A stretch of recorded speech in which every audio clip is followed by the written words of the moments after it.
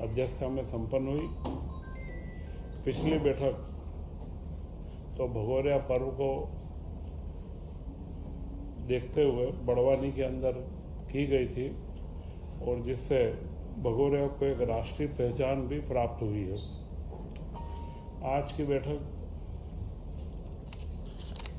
में महत्वपूर्ण मुद्दे जो थे वह एक तो जो 10 IAS के टॉप 10 टॉपर्स आए हैं उनमें से 2 युवा हमारे मध्य प्रदेश के आए हैं, इसलिए उनको हमने शुभकामनाएं भी दी। मुख्यमंत्री जी ने उसका उल्लेख भी करा कि हमारे प्रदेश के युवा लगातार प्रगतिशील हैं। इसी के साथ में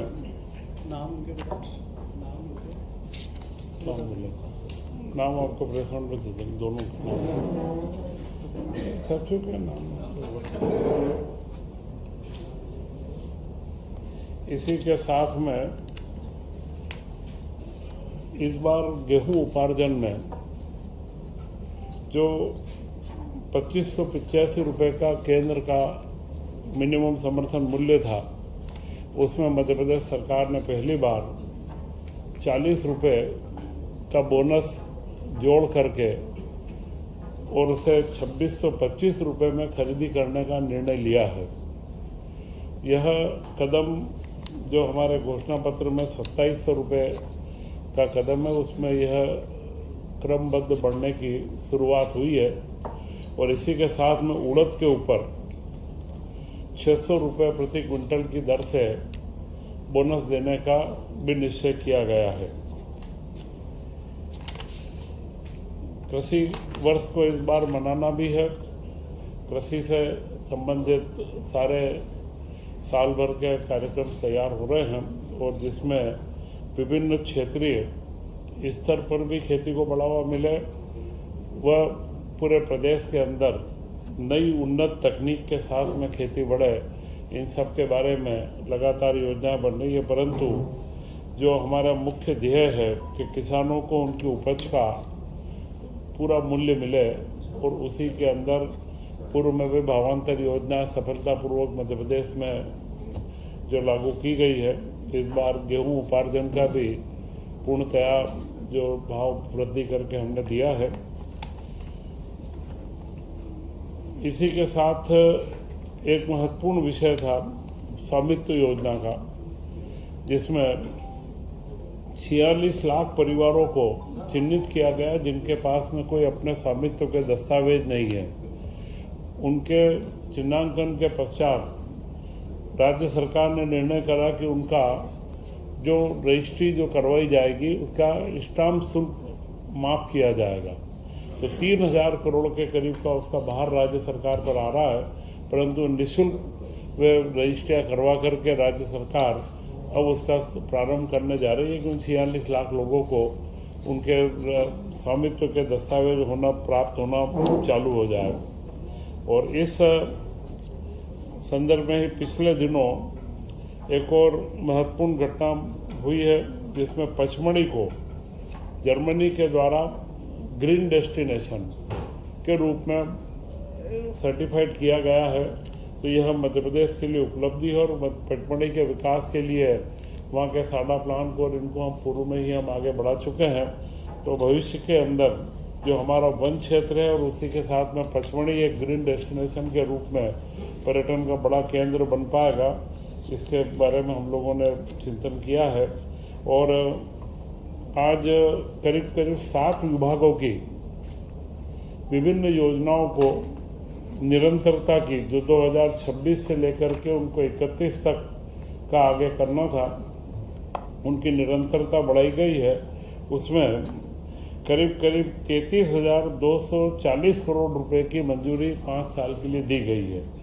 ये 7 विभाग की योजनाएं पूर्व में स्वीकृत भी है। इसमें मुख्य रूप से जो योजनाएं हैं इनको कंटिन्यूटी दी गई है। ऊर्जा विभाग की RDSS योजना है, उसी के साथ में इनके जो राशि है RDSS की जो राशि के राज्य द्वारा दी गई है उसे अंश पूंजी के रूप में परिवर्तित भी किया जाएगा। इन योजनाओं में महत्वपूर्ण योजना एक निःशक्त व्यक्तियों को प्रोफेशनल टैक्स वृत्ति कर से पूर्व में छूट दी गई थी, उसे अभी वापस से अगले 5 वर्ष के लिए कंटिन्यूटी दी गई है। और बाकी वित्त विभाग की पब्लिक फंडिंग की जो छोटी योजनाएं हैं, वेतन भत्ते वो सारे उनके बारे में आगे करा गया है। इसी के साथ में मध्य प्रदेश ग्रामीण संरचना सड़क विकास अधिनियम के अंदर जो राशि खनिज अधिभार की एकत्र होती है, उस राशि को अंतरण करके और उसका उपयोग करने के लिए और उसकी जो इस योजना उसकी निरंतरता दी गई है। पंचायत ग्रामीण विकास के तहत परिसंपत्तियों के संधारण के लिए और मरम्मत और योजनाओं की निरंतरता दी गई। साथ इस तरीके की सभी योजनाओं में पंचायत ग्रामीण के 7 योजनाएं हैं। पोषण शक्ति,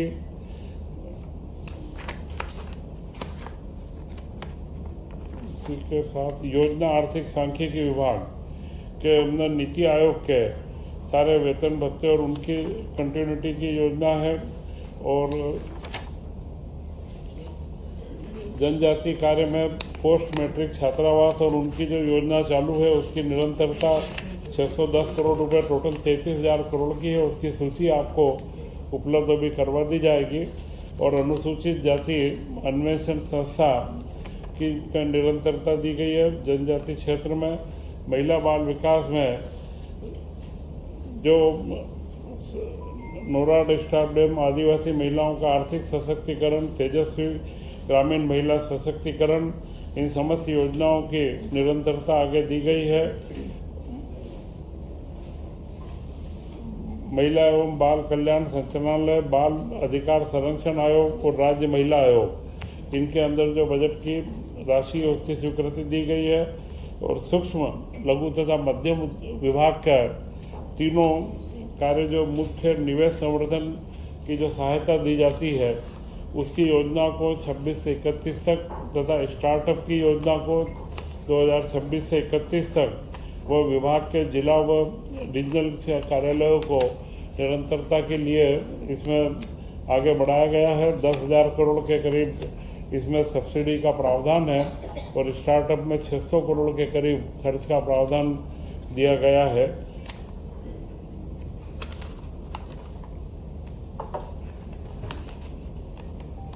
इसी के साथ में ESIC के 3 हॉस्पिटल मेहर, निमरानी, ये 3 अस्पतालों के बारे में कैमूर कटनी का, इनको वहाँ पर स्टाफ की उपलब्धता को केंद्र सरकार इनके भवन बनवा रही है, स्टाफ की उपलब्धता राज्य सरकार को करना है, तो यह स्वीकृति दी गई है। और भी आगे भविष्य में राज्य बीमा निगम के माध्यम से जो केंद्र से मिलता है तो उसमें स्वास्थ्य विभाग से आपस में कोऑर्डिनेशन करके और आगे फिर से बता दो 3 नाम, कटनी, मैहर, क्या बताया आपने? मेहर, कैमूर तथा निमरानी। राशि कितनी सर? इनमें पदों की स्वीकृति दे रहे हैं। उनकी डिस्पेंसरी है श्रमिकों के लिए, तो श्रम विभाग के माध्यम से इसमें पदों की स्वीकृति डॉक्टर्स की होगी और उसका नए औषधालय का निर्माण का पूरा खर्च भारत सरकार उठाएगी। और जो इसके बाद इसमें 51 पद लगेंगे, उन पदों के लिए हमारे यहाँ से स्वीकृति दी गई है। चितरंगी विधानसभा में एक व्यवहार न्यायाधीश का खंड व उसके नवीन पद का सृजन किए जाने की मांग लंबे समय से चितरंगी की थी, उसे भी आज स्वीकृति दी गई है। एक जिला एक उत्पाद, कुटीर ग्रामोद्योग विभाग, यह एक बड़ा महत्वपूर्ण क्षेत्र है कि 1 डिस्ट्रिक्ट 1 प्रोडक्ट में जो हमारे परंपरागत उत्पाद हैं और जो वहाँ के कारीगर हैं उनके जो नीतियाँ बनी हुई है उनकी निरंतरता की भी मंजूरी दी गई। और उसी के साथ में मुख्यमंत्री जी की मंशा है कि इन उद्योगों को अब वर्तमान समय में आधुनिकीकरण भी किया जाए।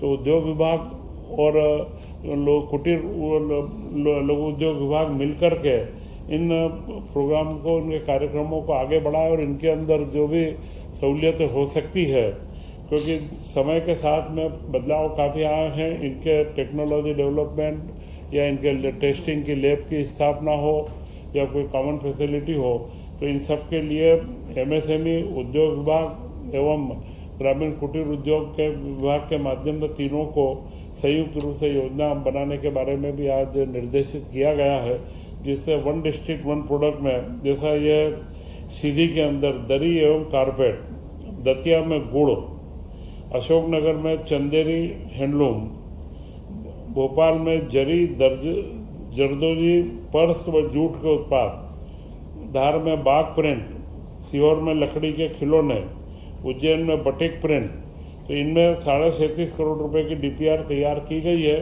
कि इन प्रोडक्ट के विकास के लिए इनमें जहां पर जीआई टैगिंग की आवश्यकता है वो किया जाएगा, या जो टेक्नोलॉजिकल सपोर्ट की आवश्यकता है, उन सारी योजनाओं की निरंतरता की इसके अंदर निर्णय आज किया गया है।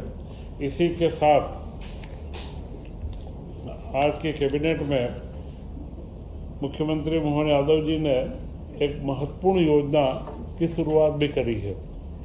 वह जो निर्णय हुआ है, यह गुड गवर्नेंस के बारे में एक निर्णय है कि मुख्यमंत्री young interns governance, good governance scheme, मुख्यमंत्री के नाम से यह यंग इंटर्न्स के लिए स्कीम रहेगी। इसमें हर ब्लॉक के अंदर मुख्यमंत्री young interns for good governance programme, CMYIGGP, chief minister young intern for good governance programme.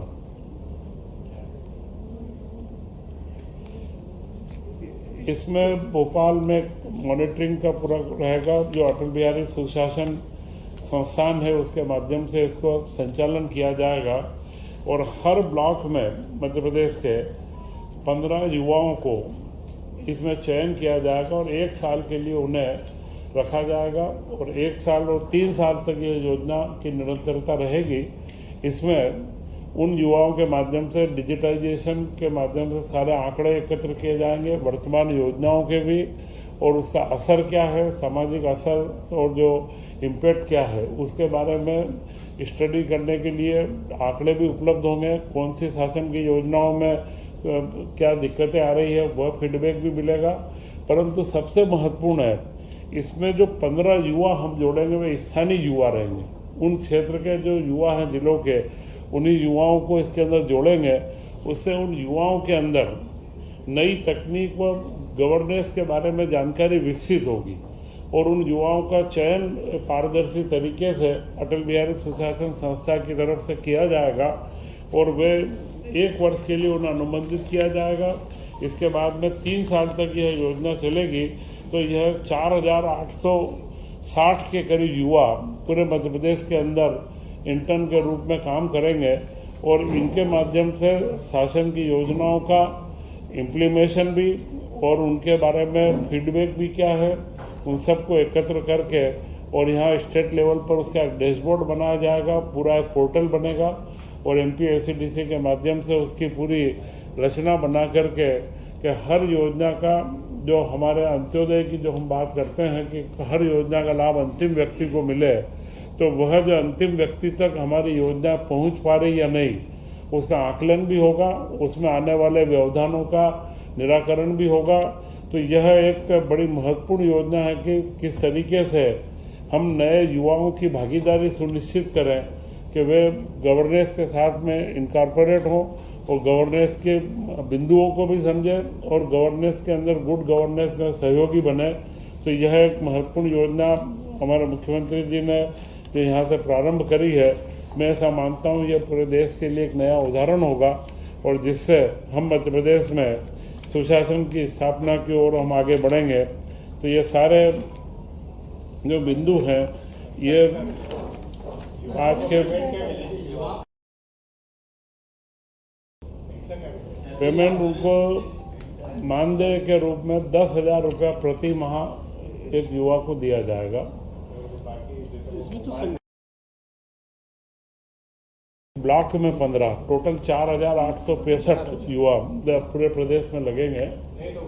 साल बाद ये हर ब्लॉक के अंदर है।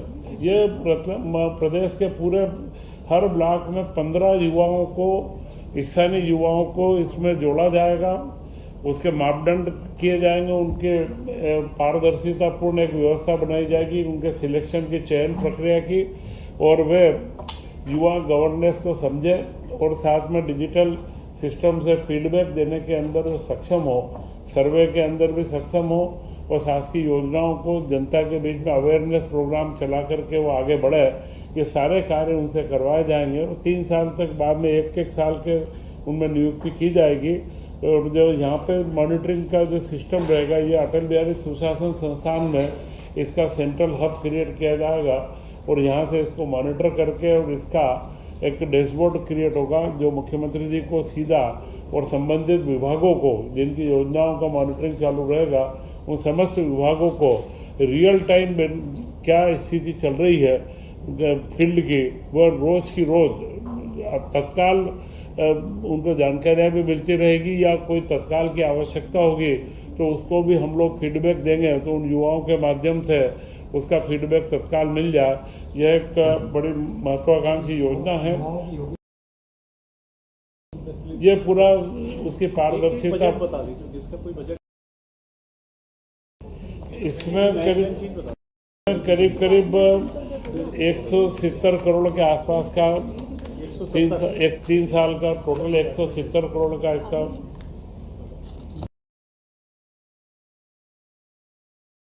अटल बिहारी सुशासन संस्था, गुड गवर्नेंस का आर्थिक सांख्यिकी विभाग में आता है वैसे, पर अटल बिहारी सुशासन संस्थान अपने आप में ऑटोनोमस बॉडी है, वह स्वतंत्र रूप से इसका संचालन करेगी, क्योंकि वहाँ पर गवर्नमेंट के नीति विषयों के ऊपर भी और सुशासन के ऊपर लगातार अपना ये काम हो रहा है। आप लोग जब भी वहाँ पर जाना आना रहा होगा, एक अच्छा संस्थान है और उसी के माध्यम से युवाओं को ट्रेंड भी किया जाएगा, जिससे युवाओं का भविष्य भी बनेगा।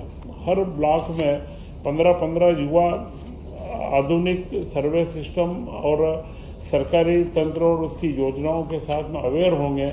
यह इसके अंदर 2 कार्यों का समावेश है और शासन को फीडबैक भी मिलेगा, तो यह योजना को लागू करने का निर्णय लिया गया है। और मुख्य रूप से अगला, अभी तो 5-7 दिन बाकी है, परंतु नया वर्ष गुड़ी पड़वा का आ रहा है। मैं आप सब लोगों को भारतीय नव वर्ष की बहुत बहुत शुभकामनाएं देता हूं। और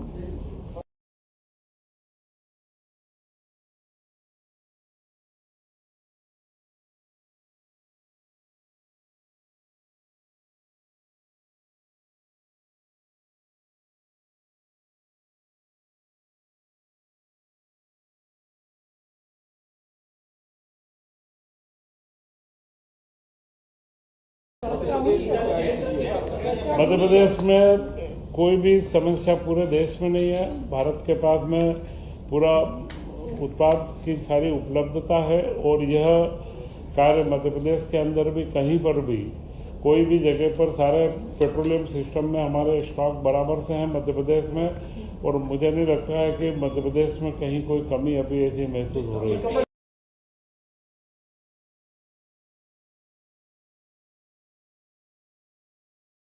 केंद्र सरकार ने कल निर्णय लिया है, इसके पीछे कोई कारण हो सकता है कि कमर्शियल सिलेंडरों का तत्काल आना जाना या तो उनका जो ट्रांसपोर्टेशन सिस्टम है उसके लिए हो सकता है, तो कमर्शियल सिलेंडर के ऊपर ही सिर्फ रोक लगी है, बाकी घरेलू सिलेंडरों में। और यह अभी सिर्फ सावधान रहने के लिए कार्य किया गया है, क्योंकि यह युद्ध का कोई भी ऐसा निश्चित आकलन नहीं हो सकता है कि क्या रहेगा, हम लोग इसको कोई प्रिडिक्ट नहीं कर सकते हैं। तो सावधानी बरतना ये सबसे महत्वपूर्ण है, परंतु यह जरूर है कि अभी भारत के अंदर और हमारे प्रदेश के अंदर कोई ऐसी परिस्थिति नहीं है जिससे हमें कोई तकलीफ हो, और सारी चीज़ों पर हम सतत निगरानी कर रहे हैं। और मध्य प्रदेश में भी सारी निगरानी का तंत्र बना हुआ है और उसका प्रशासनिक स्तर के ऊपर पूरी निगरानी की जा रही है कि जिससे भविष्य में भी युद्ध चाहे जितना भी चले, परंतु हमारे नागरिकों को कोई तकलीफ नहीं रहे, इसके बारे में हम लोग सजग हैं।